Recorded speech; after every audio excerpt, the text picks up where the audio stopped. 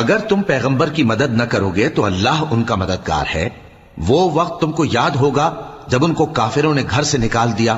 اس وقت دو ہی شخص تھے، جن میں ایک ابو بکر رضی اللہ تعالیٰ عنہ تھے، دوسرے ہمارے پیغمبر صلی اللہ علیہ وآلہ وسلم۔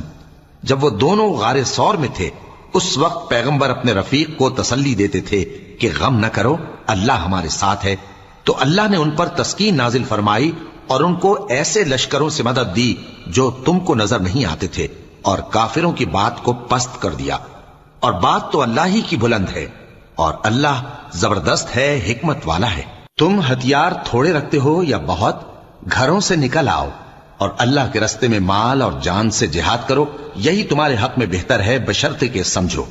اگر مال غنیمت آسانی سے حاصل ہونے والا اور سفر بھی ہلکا ہوتا تو یہ تمہارے ساتھ شوق سے چل دیتے، لیکن مسافت ان کو دور دراز نظر آئی تو عذر کریں گے۔